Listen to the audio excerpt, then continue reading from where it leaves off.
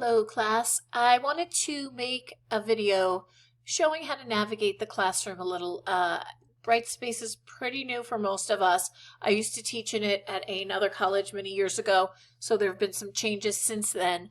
But for those of you who were working in Sakai, this is definitely a new experience. And for those of you who are just joining the school, at least you don't have to learn a new system, but everything here is going to be new to you also.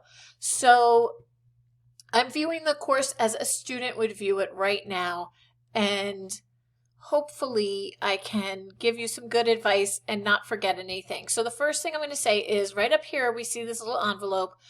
If you want to message me, this is the best way to do it. You just click this and choose instant messages and instant message me and ask me a question. Make sure you tell me what class and what section you're in. So that'll be right up here. So if you're messaging from this class, you would say English 101, winter D006. Because that information's not coming through to me. I can find it, but I'm going to have to look through 5 classes or more than that, maybe 100 different students before I find out who you are or what class you're in. You would think that I would remember, but I teach mostly 101 and 110 classes. They're all pretty similar.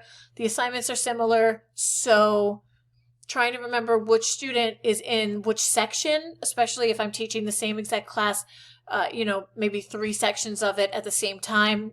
You guys are taking the same assignments. I'm not going to know which section you're in. So make sure you tell me which class you're in if you can, please. So you're going to come watch this video getting started in my classroom. There's a video here. It'll help you probably with a lot of stuff I'm telling you now, but it's a good video. Then if you want to, some of you guys asked about the readings in the questions section. Sorry, I'm not planning this. I'm just kind of going through it. So if I stumble over my words, I am sorry. So the first thing you want to do in all of your classes, every single class, you're going to want to come in and go to course overview and introduction. So you're going to click on that. I live in rural Arizona and I have incredibly slow internet, which is not wonderful for somebody of my profession, but it's what it is. I have 5 beautiful acres to play on with my kids, which is pretty nice. So remember that there are little arrows up here. Sometimes that's one of the big mistakes students make is they go on, they see this first page, and they're like, oh, well, that's the lamest course introduction and overview that I've ever seen. It's like 1 sentence, great. But no, there's little arrows up here that are going to bring you through the rest of it. So this is, telling you what to do to get started. I'm not going to read everything. Course scope, course objectives, assignments. This is going to be different to some degree in every class, and you're going to want to do this in every single class. So here's the syllabus. If you go through it, the readings for the week, the required readings are here. So you read your week 1 lesson, which is what you're going to do after this, and you read these 2 links. You just click on those and read those. So there are no books. There's no textbook coming back, to your house. There's nothing you're going to have to download. Everything's right in the syllabus. So each week, every reading that you have to read is just, right there for you to click, which is pretty cool. There's not a tremendous amount of reading. We've tried to keep most of it in the lessons because that's really going to be the easiest way, and it's a lot cheaper for you guys than having to buy a lot of books. So here it says, course materials. So if you don't have Microsoft Office, this is a great resource because you can get it for free, which is wonderful as a student. And, the library, this is amazing what you have here. You can email your librarian. You can text the librarian. How great is that? Because I hate having to interact with people in any sort of live way, and I would much prefer to text people than to call them on the phone or something. But you can chat with them. You can have a screen sharing session so they can actually walk you through the library. It's amazing. The librarians make themselves so accessible to you guys. They can, be reached at every single day of the year, and they're amazing. And there's also resources here just to help you with writing, help you search the library, help you find answers to whatever you may need. That's the late work policy. I'm just going to say I am far more lenient than this, especially this past year with COVID. So many of our students are military students. For the ones who aren't, many of you are now trying to work remotely, or you are essential workers. You have children who are, supposed to be in school, but they're not. You have elderly family members you have to take care of. there's just a lot going on right now. The weather's been crazy. So if you message me and tell me that you need some extra time, or you message me and you say you were late because of a valid reason, I will waive the late penalty. If you're just constantly posting late and you're never explaining anything to me, you don't contact me, you don't reach out, I will start taking off points for being late. But as long as you reach out for me or to me and I understand what's going on in your life, I'm going to be very lenient with your due dates, because I just think you're all adults. You're all here because you want to be. This is now, 18-year-olds partying in the dorm kind of situation. A lot of you are deployed. Even if you're not in the military, like I said, your lives are, there's a lot going on in the world right now. And if my students need a little extra time, I'm happy to work with them. So this brings us right up to the welcome discussion, where you're going to post. Starting in week 2, there are going to be threaded discussions based on your major. So just look out for that. So your initial post has to be at least 250 words, and you have to respond to at least 2 students with a minimum of 100 words each. This is true every single week. You're going to want to post by about Wednesday every week. Thursday's acceptable if you can't get it in by Wednesday, but the earlier you get it in, the more time it gives your classmates to respond to you. But on the first week, it is for Sunday. But what I want to say here about the minimum word count is this is how you get a C on the assignment, assuming everything's, good in the assignment. This is the minimum word count. So imagine if this was a math class and, you had 100 questions on the test, and your teacher said you need to answer 70 of them to pass the test. You wouldn't expect to get an A or 100 on the test if you got 70 questions right. You would expect to get a C. And that's really how you should look at this in all classes, that completing the minimum requirement is how you pass the assignment. It's not how you get an A on the assignment. So I should never see an initial post that's under 250 words or responses to the first 2 responses under 100 words. You might just respond here or there to a classmate and say, oh, that's really cool, or I never thought of that, and you already did much more in-depth responses, and that's fine. You don't have to respond to 5 people with 150 words or something. So I should never see less than this, but I always want to see more than this for the best possible grade. I am taking a lot of time. So this is our first discussion thing. I don't remember what it was called, just from the content. So then you'll go into week 1 and read your lessons there. I don't think you need me to take you through that, though. You should be able to access your email up here.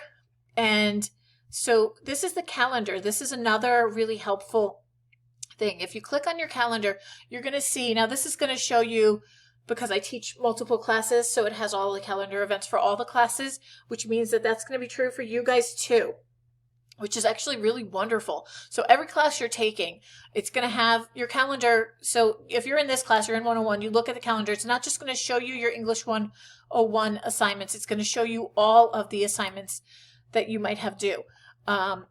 But I don't like this so much, is that it tends to put them down way here at the bottom. So in one of my classes, the students have their project proposal due on March 7th. That's not you guys, so don't freak out. But this will really show you when all your major projects are due. It's going to also show you when quizzes are due and things like that. So yeah, I think this is the citation quiz, which might be this class now.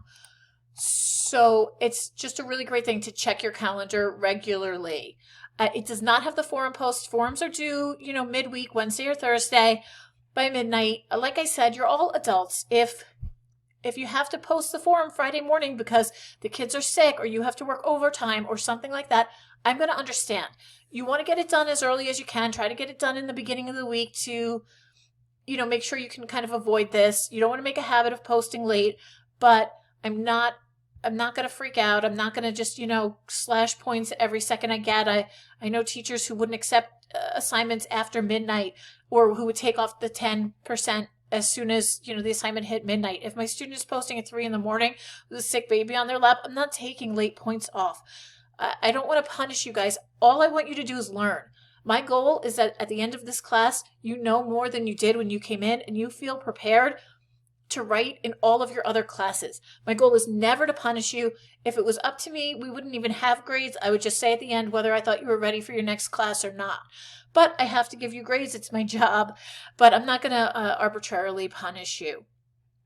Now, we're going to go to course tools. You can read the announcements here. It's pretty self-explanatory. Syllabus, assignments. So I would just, in all of your classes, take a look at your syllabus, read the announcements every week. Just check the assignments area once a week. Check the quizzes area once a week. Check your grades, once a week. I would say on the Sunday, so like, in the classes that just started, not this Sunday, but next Sunday. Check your grades. If the grades are not there, just, send a quick IM to your teacher and say, hey, I noticed the grade wasn't there. I just had a class where in week 5, somebody wrote to me and said that the first assignment, the welcome grade, I didn't put their grade in. And I went and checked and there were no grades there because there had been a glitch in the system and it just hadn't transferred over to the grade book. And not a single student had told me until week 5 that those grades they were showing up on my side, but they weren't showing up on the student review. So, there's really nothing wrong if, to just nicely let your teacher know that the grades aren't showing up, or you're missing a grade. If you get a lower grade than you expected, click on it and read the comments before you write to us, because it should be explained there. If it's not, then there's no harm in just saying, I don't understand why I got this grade. Can you tell me how to do better in the future? Or is there a way that I can make up this and make it better? So if you respond to two classmates, with 50 words each or something like that, and I give you a very low grade because you didn't meet the minimum requirements, and you write to me and you say, oh, I don't understand, why did I get this grade? Is there something I could do to do better? I'm going to be happy to let you redo that because, like I said, my style as a teacher is to help you learn, especially because I do specialize in students who are doing these introductory first level classes. I do teach some higher level classes, but really I've, taken training on this. I specialize in teaching first year students, and I want you to learn. When I get my students from 101 or 110 in advanced classes, I am always so proud of them because instead of just giving them a bad grade and moving on, I always let them redo the work. And to me, that just teaches a lot better than punishing somebody. If you, do the work again and again until you get 100 on it, or I rarely give hundreds, but a 99 or a 98, a great grade. And that's just going to carry with you. You're going to go, okay, this is really how I get a good grade on an assignment. Now I know how to do that rather than just being punished. So if you write to me and you say, I don't understand why I got this grade, there's a really good chance if it's less than an A. If you're complaining because you got a 98 or a 97, I'm going to let you know it wasn't, perfect work. But if you get, an 80 or a 70 or a 60 or a 50, I'll let you redo the assignment because I would rather you learn the information. This is not true of all your professors. Some of them will just explain to you why you got the grade, and you'll know for next time how to do better. But that's worth knowing. So don't ever be afraid to email your professors after you read their comments, after you click on your grade and read their comments, asking them to help you do better on future assignments. The help section is nice. You can go to the Success Center and learn stuff, and you can go to support, which has the phone number to call if you're having trouble, and you can message classroom support, and you can right here, they'll give you some frequently asked questions and things like that, and then who to contact. So that's really good. You guys aren't alone. I know sometimes in an online class, I'm approaching 15 minutes. I try to keep it below that. Sometimes in an online class, you can feel like you don't have that connection as in an on-ground class, but there really is a lot more than you may realize if you start exploring the school. So, you can call the support, you can email me, you can IM me. I can set up a Zoom meeting, if you need to talk to me one-on-one and you want to be able to see me, any of that. So just remember that we are always here. Okay, so if you have any questions, I really hope this helped. Let me know if you have any questions.